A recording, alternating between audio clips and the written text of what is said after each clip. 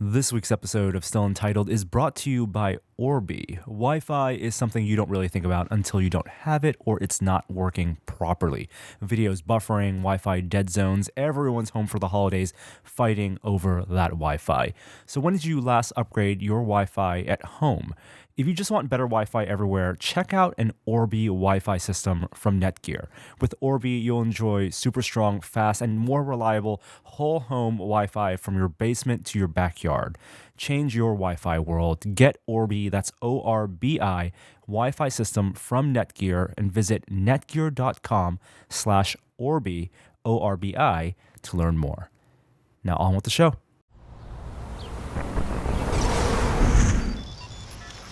Hey, welcome to Still Untitled, the Adam Savage Project. I'm Will.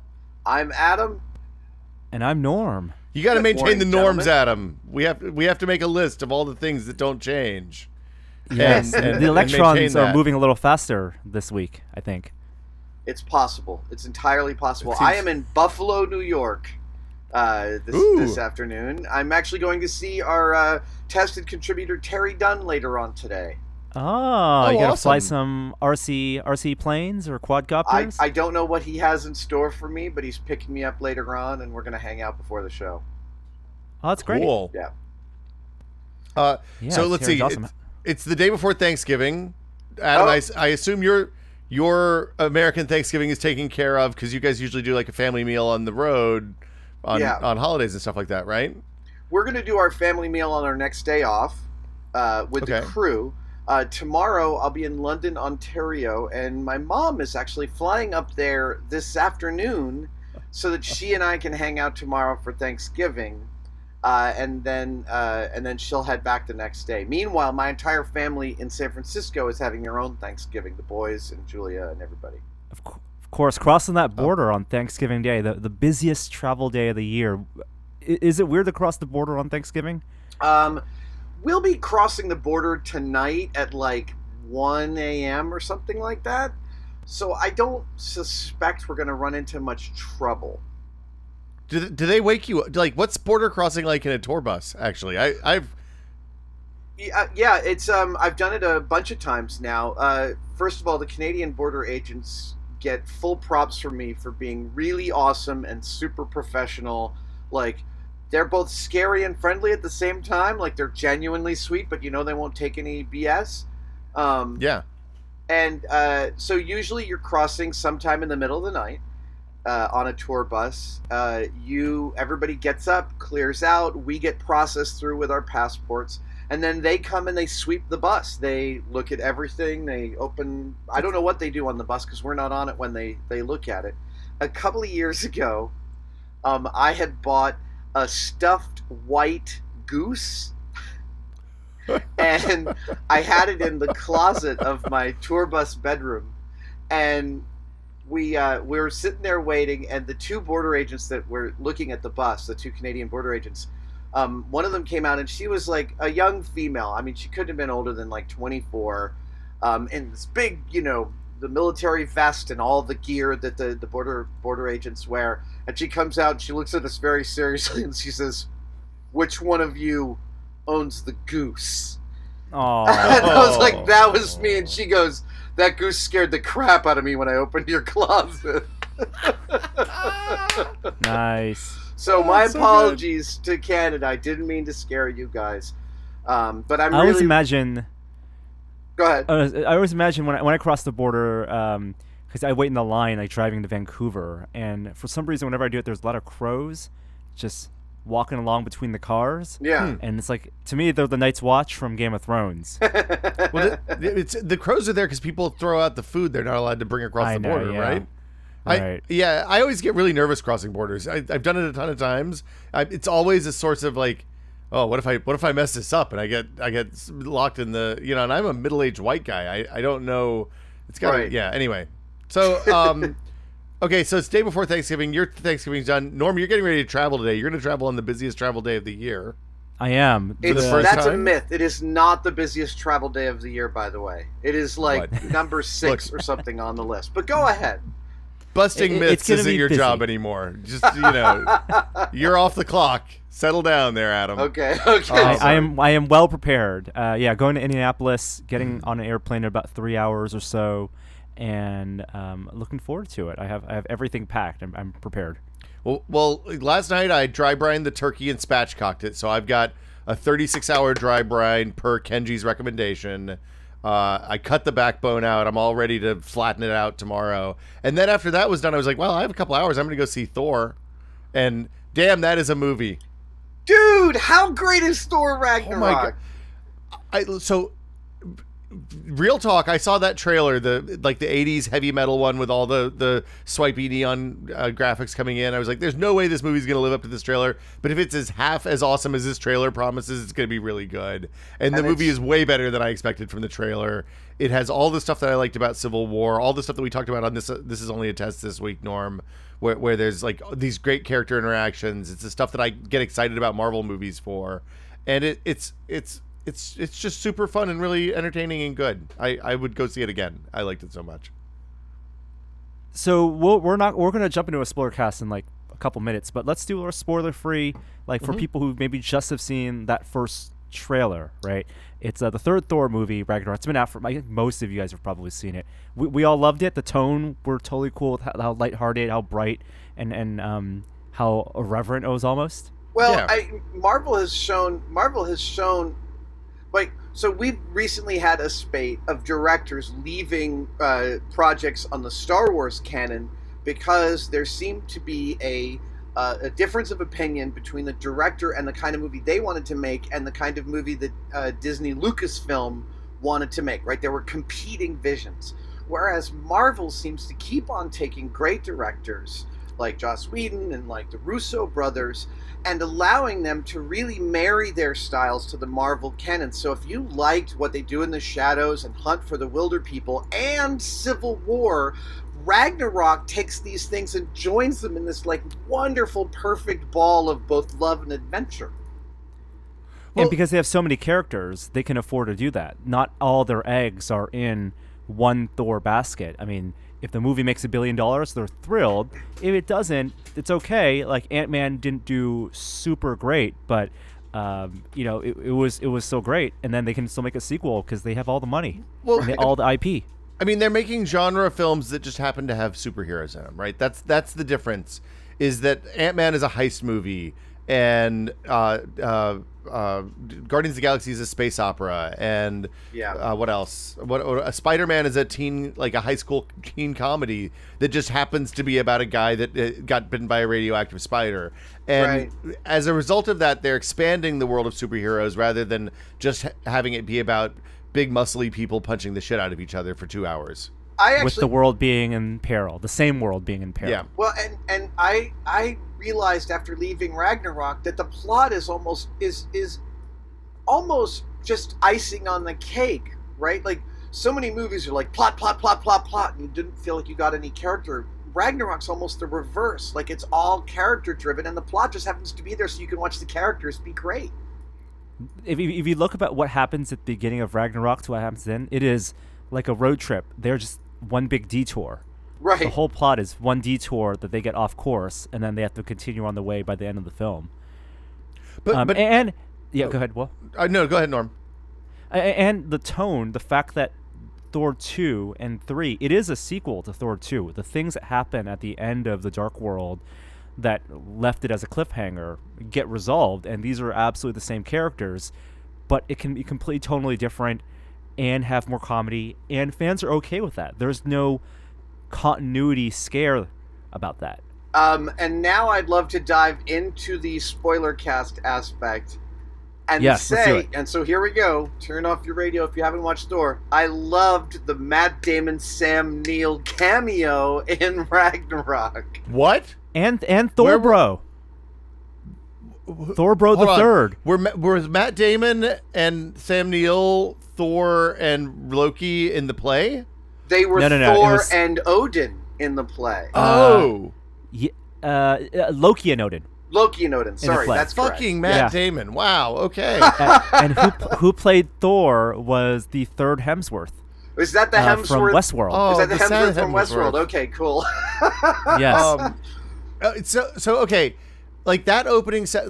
So this is an important thing. They maintain the fiction of that world. They're telling the same story. There's a straight through line from Thor 1 to Avengers to Thor 2 to Thor 3 that it makes sense. It's over the top. It's the family drama you expect from a story about Asgardian gods, and like each of those movies is distinct.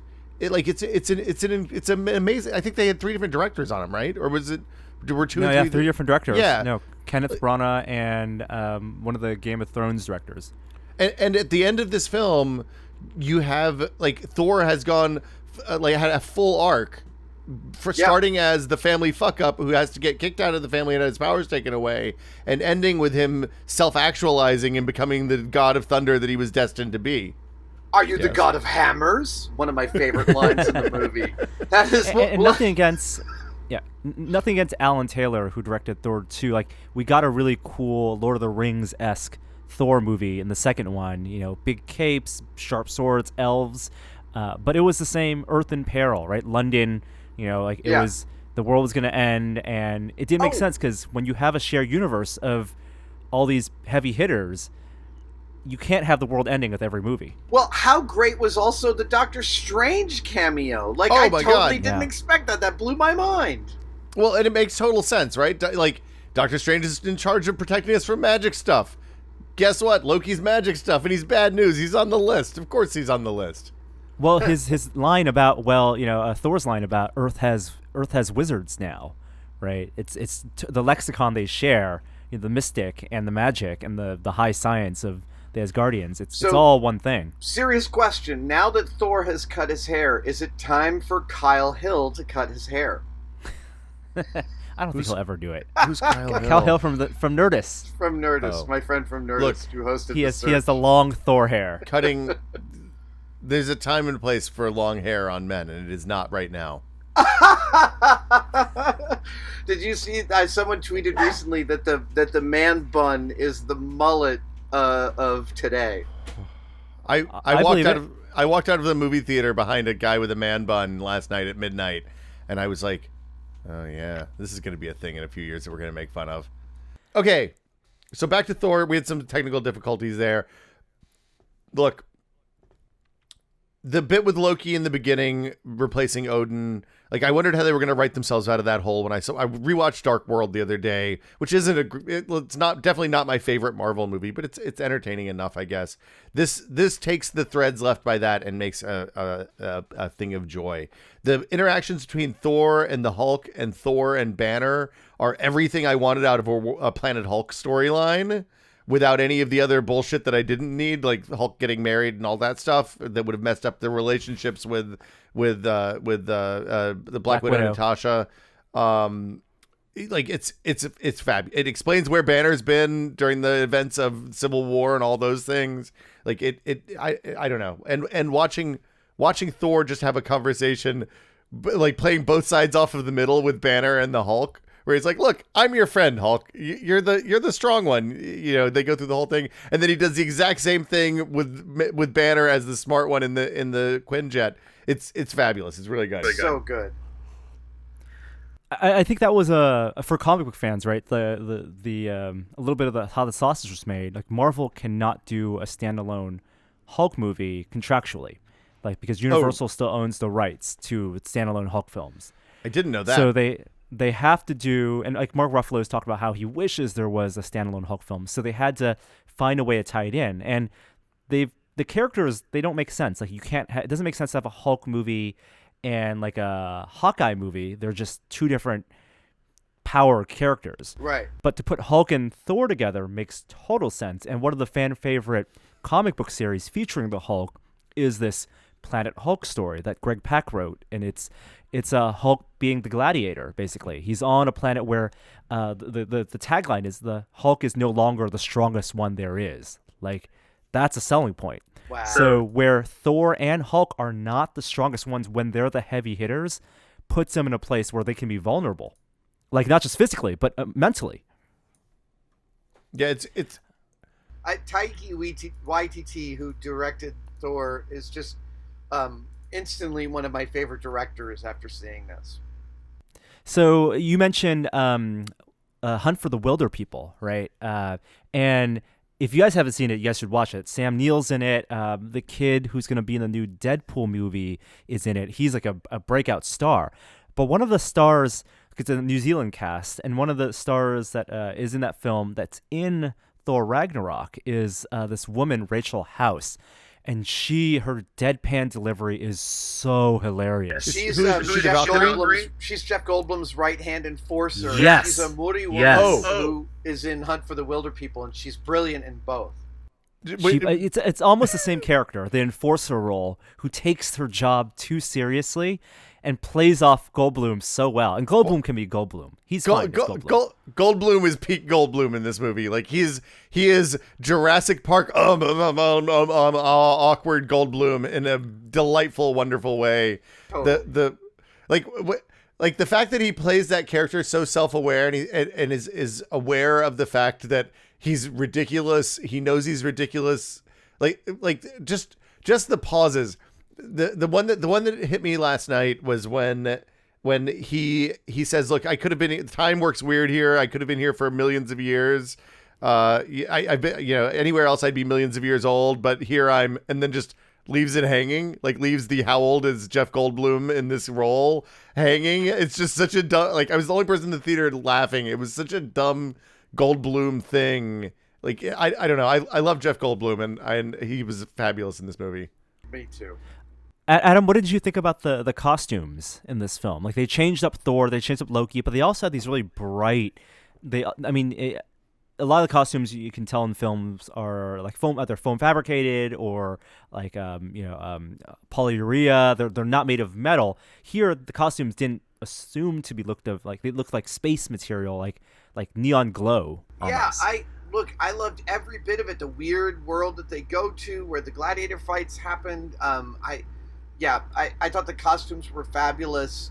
I love Thor's new shorn look. The right hand pauldron on him. That was all of it fantastic. Weta released a video this week because they worked on the costumes for the film, and it shows a lot of them doing that fabrication, which looks very similar to a lot of the costume we've seen before when we visited their shop. But for Carl Urban, who's in the film, and how they layered his armor, they're unafraid to put a bright light on it, which in many films, because of the way costumes were made, they want to dramatically light it, and I don't think that's a deficiency of the director, because some people could say, oh, maybe they chose a cinematographer who just didn't know how to light dramatically. They also have the Valkyrie scenes that look like paintings. Yeah. That look like with Kate Blanchett in the flashbacks, that looked the most gorgeous, hard shadow lighting you'd seen. Well, and speaking of that, how amazing is Kate Blanchett if you get to hire Kate Blanchett as your villain, you're like 70% of the way there. She's amazing. Oh. Watching her do that makes me want the Galadriel Goes Dark movie, right? Like I want to see her pissed off and all powerful more often, and I'm thrilled that they didn't kill her at the end of this movie. Presumably, like we didn't see her die, so presumably she's still alive. There's no lawyers, so she still exists in the universe. I hope we see more of Hela. Hela. Yeah. Hela. Yeah. She's hella and you good. could tell she was having, and everyone was having fun making that film. Oh. Like her smiles, her grimaces, the over dramatic acting, like that was all intentional and fun. While having a very serious backstory about, essentially Asgardian colonialism. Right. And as soon as I realized that was Carl Urban, I was like, oh, this is going to be great. Again, another actor who is often playing a supporting role, but if he's in a movie, and I've said this before, he's going to make the movie much better. Well, so Thor fits in the film festival. Another entry for the Carl Urban Film Festival. That's all I was thinking the entire time. Go ahead. I was going to say Idris Elba also has been in that role of the gatekeeper for 2 movies now, 3 movies. I think he's showed up in one of the Avengers movies too. And I was really excited to see him actually get to do something this go round in a good way. So that was pretty good too. Real solid. Me too. Real solid. Can I change the subject? Yeah, absolutely. I put a product on sale on Monday. Oh, you make stuff. I made the Savage EDC it's so one good. bag. Look at that. And it went on sale on Monday, and we had a few hundred that were available to be delivered by Christmas. We sold out of those. We still have some that can be delivered by the end of January before we have to start a second construction phase. But the sales were fantastic. I'm really psyched to see bags out in the world. Adam, give us a little backstory about the designing of this bag and how it's been percolating in your head. So Tom Sachs introduced me to Marcos Mafia, the proprietor of Mafia Bags here in San Francisco. They are a company that makes bags. Most recently, we covered them on Tested with Yves Behar's bag, out of recycled sailcloth and recycled kite surfing material, etc. And I mentioned to Marcos and sent him some drawings of a bag inspired by both Neil Armstrong's purse and the doctor's bags that I used when I was a model maker at Industrial Light and Magic. And Marcos and I came up with this, which is a wide-mouth clamshell bag made out of recycled sailcloth with reinforced, well, it's not Kevlar because that's a product name, aramid fiber reinforced sailcloth as the bottom, and hook and loop on the outside. Sorry, I'm getting infomercially, but suffice to say... But wait, there's more. But wait, how much would you pay? And Marcos came back with a prototype that I traveled with for a while. We made a second prototype. I traveled with that and beat the hell out of that for a while, and we came up with this final design, and we're able to release it on Monday. I mean, I think more than like the bag itself, this is a culmination of your philosophy of how you carry tools and use tools, because you talk about the ILM, the clamshell boxes you made that we featured on the site before. This is like that, but portable. Portable, and one of the problems I have with gear bags in general and tool bags specifically is too many pockets. Pockets in a bag are my equivalent of drawers, which I have no use for. As I've said, drawers are the place where things go to die. And pockets in a gear bag, how many times have you gotten a cool gear bag with tons of pockets and filled them all, and then you lose the stuff in them? You're like, I don't know where my Zune is, and then you've got to go find it in one of the pockets. It's Right. I'm always asking Totally. myself where my Zune is. It's in my garage somewhere, I think. I don't know. Star-Lord has it right now. Yeah. My bag has one pocket. That's it. It's got open bottom with some Velcro because we hope to sell some expansion modules for it. And it's got some pen holders. And again, it's really, really simple. It's made so that the speed of being able to retrieve stuff out of it is the paramount functionality. First order retrievability. Yeah, exactly. And I'm already starting to make drawings of the next prototypes I want to make with Marcos. Years ago, I got a rickshaw bag that was made out of their sailcloth equivalent. It's not as sturdy as the stuff that you used for the EDC one, but it's been my favorite bag for a long time because the material's indestructible. Right, it's waterproof still after like 4 years of carrying it every day. I set it down on the ground. I set it down in gum one day. And I literally just got a wet cloth and scraped the gum off, and then the rest of the kind of gunk just kind of squeegeed right off, and it looked like nothing had happened to it. It cleans really easily with soap and water. It's an awesome material, and they were the first place I had seen that did the Velcro straps inside. So they just put like the non-sticky side of Velcro inside the bag, and then if you want internal pouches, you could just stick them on there with hard-sided Velcro. So I have like a iPad sleeve and a laptop sleeve in that bag, and it lets me make the bag that I want rather than the bag that you want, which is great. Did the process of coming up with this bag and going through the prototypes, because there were many iterations of, and some of which we'll show on the site when you get back in the cave, does that change how you look at bags and like make you more of a product designer? I'm not. That's a good question. There's a lot of water under the bridge in the bag world.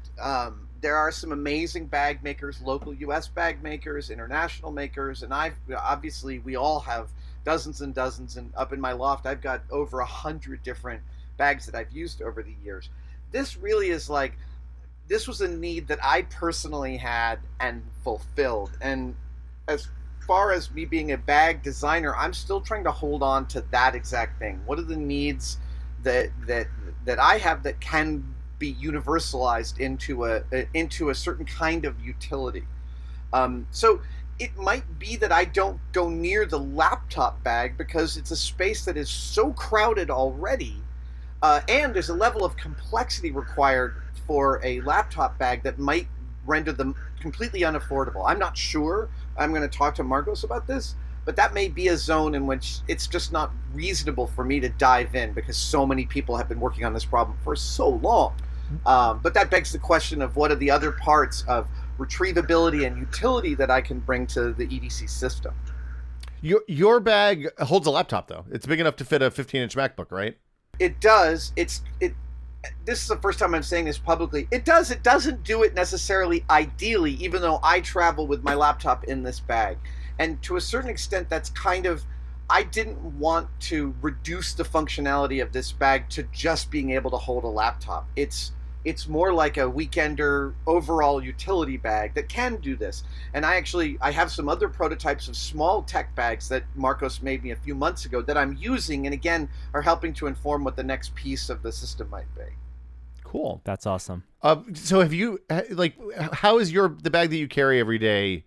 Like, have you put cubes or anything in the bottom to kind of give you some like nooks and crannies, or is it just one big dumping grounds in there? It is one big dumping ground, but I do have, a few months ago, Marcos made me a pencil case out of sailcloth and a more larger size. I mean, there's nothing ornament.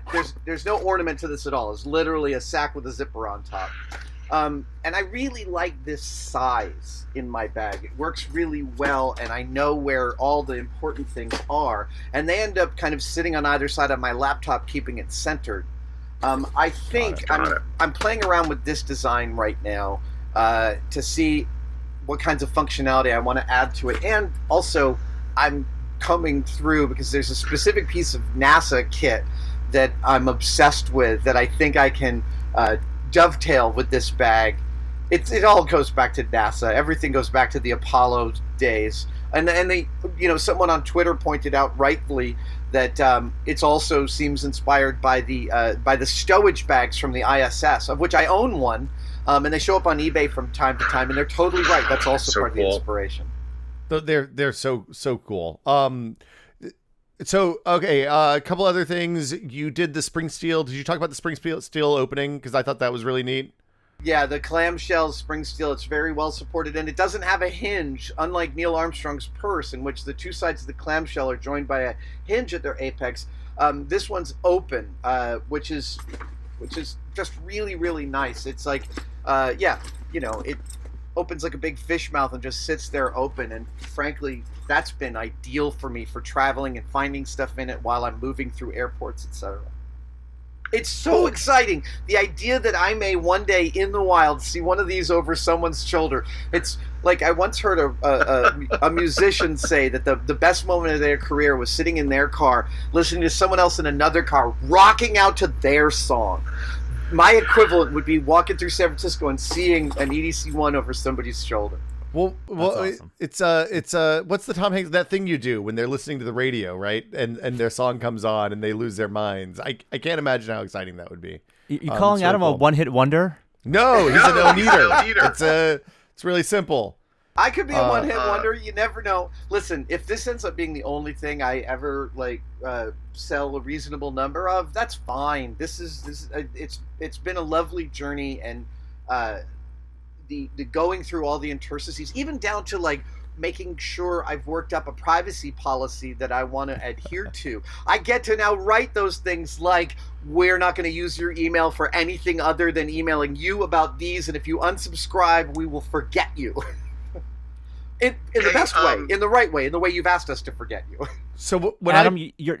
Oh, go ahead, Norm. You're having both your book year, in terms of you're writing a book with Drew Curtis, and your bag year in the same year.